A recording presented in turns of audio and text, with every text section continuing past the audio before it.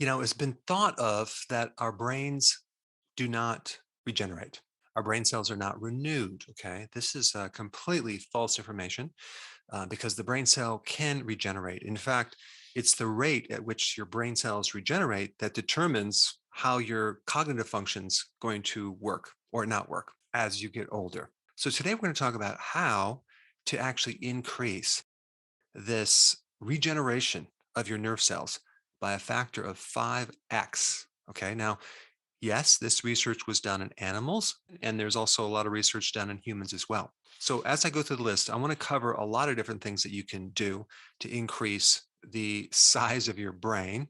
And you don't have to do all of them, you just need to pick as many as you can do. And if you wouldn't mind, go ahead and add those to the comments of those things that you feel that you can add to your current lifestyle to increase the size of your brain, or at least the regeneration of your neurons, because this list could be a little bit overwhelming to some people. You can't do everything, but you just do what you can. Something is better than nothing.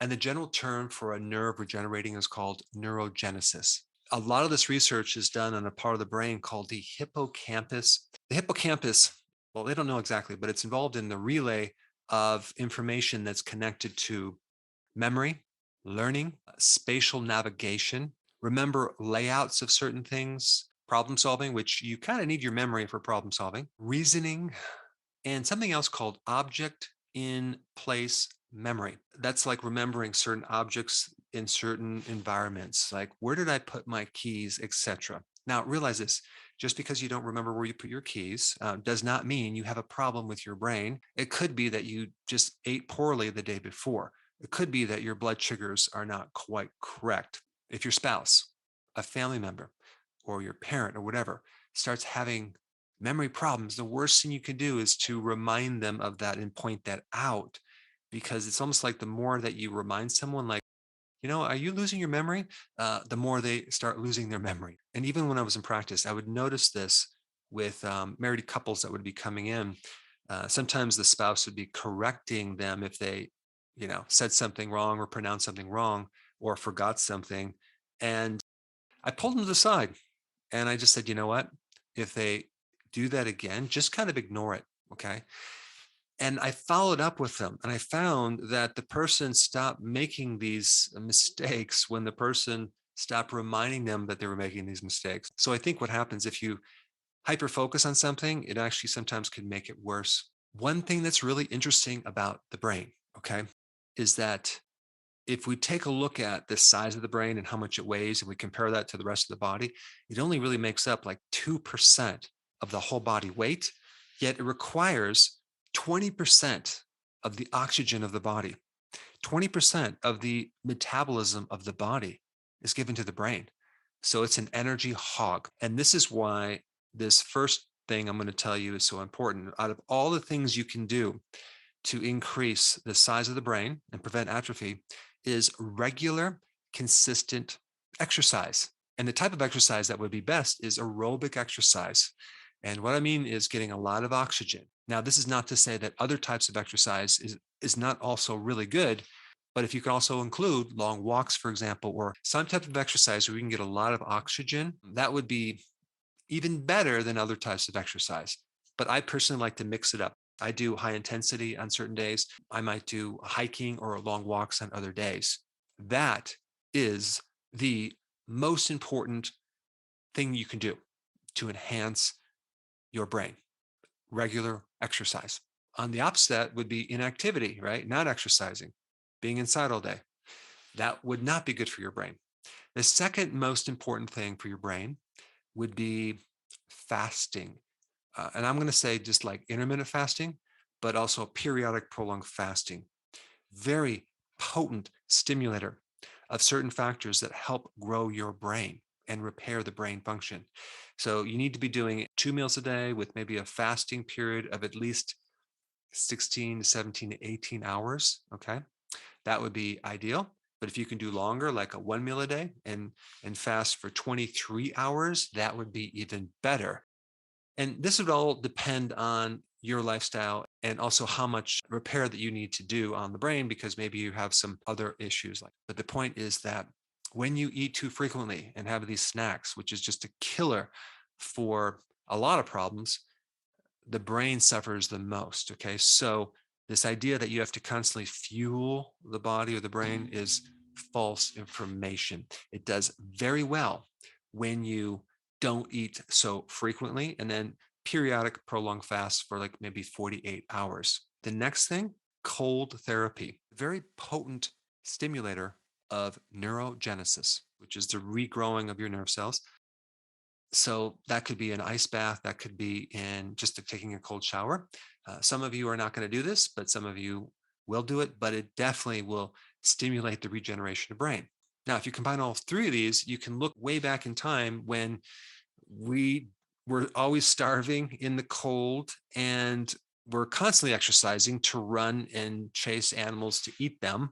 And so our DNA has been developed off that, has adapted off those three things to survive better because we needed our brains sharp. So if you're out in the cold and you're exercising and you're not eating, you can really support your brain versus always being in a very comfortable environment, being around food all the time, like having a refrigerator, and just sitting back and being inactive. Other things you can do. Omega-3, very, very potent stimulator of growing your brain. That would be like cod liver oil. Why? Because a good portion of the brain is composed of something called DHA, which is a type of omega-3 fatty acid. Okay, so that would help you greatly. And it's very easy to do, to have some fish oils or cod liver oil that you consume on a regular basis. Now, on the flip side of that, the other oil that's really bad for the brain is oxidized oil, like in the oils that are heated, like vegetable oils. To create those oils, you have to heat them up with solvents like hexane, and then you use them in heat too, right? You actually use them to fry something or cook something or deep fry something. Very, very bad for your brain. Of course, recently we've substituted those for the saturated fats, being the coconut oil, the lard, the butter, are actually very, very good to cook things in. They're very stable as long as you keep your carbs low. And so that relates to the next point, a low carb diet, because sugar and refined carbs and just eating a high carb diet creates a lot of oxidation to the brain. And the hallmark of neurodegeneration is glucose hypometabolism, where glucose is not being able to be metabolized in the neurons. Okay, that's the hallmark that occurs within the nerve cells, which means the destruction of the nerve cell occurs because it's not getting glucose fuel. So does that mean you need to eat more glucose? No, it means that you already ate too much glucose and you created insulin resistance. And now you basically create this resistance for glucose as well. And that's what destroys it. You basically starve off the nerve of energy. How can we use that information? We can lower the amount of glucose that you eat, and we can feed your neurons a much better fuel, which is ketones. So ketones are the fuel that can bypass this damage of glucose and go right in and feed the neurons directly. So how do we do that? Well, we just lower our carbs and our bodies will naturally generate ketones. We can also take ketones as a supplement. We can fast and generate ketones, do fasting, intermittent fasting. We can also consume MCT oil because you're going to generate more ketones. Now, I've mentioned cold therapy, but you also can do heat therapy, which, like in a sauna or a hot shower, that can also be beneficial, but not as beneficial as the cold therapy. I'm sorry. Another thing that's really beneficial to the brain is vitamin B1, thiamine. And the opposite to that, a thiamine deficiency, which is very common, is the worst thing for the brain. Okay. When someone does not have enough B1, you start developing this condition called Wernicke-Korsakoff syndrome. It's a condition where you're very deficient in B1 and the neurons are degenerating. Okay, so you'll have all sorts of problems in the brain. And this usually occurs because you're eating a lot of refined carbohydrates or too much sugar. And so when you don't have enough B1, you actually get inflammation in your brain. And B1 is connected to so many positive things for our bodies, but especially for the brain and also to get rid of stress. All right, the next one is probiotics. which is interesting because there is a connection between your gut and your brain, right? I mean, the microbes in your gut make all sorts of the serotonin and other neurotransmitters and other factors. So if there's a problem in your gut, there's a problem up here. In fact, one of the side effects of taking an antibiotic is problems with your brain, mood, cognition, and even potentially certain types of dementia, which is interesting. So if you just support your gut, you actually can help this regeneration of your brain cells. So that would be consuming like foods that have friendly microbes, probiotics, sauerkraut, fermented foods, certain vegetables that are grown on soils that have microbes, and also that fiber in the vegetables can actually feed the microbes. And if you have many different types of vegetables or different types of lettuce leaves, that would be better because it's going to create a more diversified microbiome.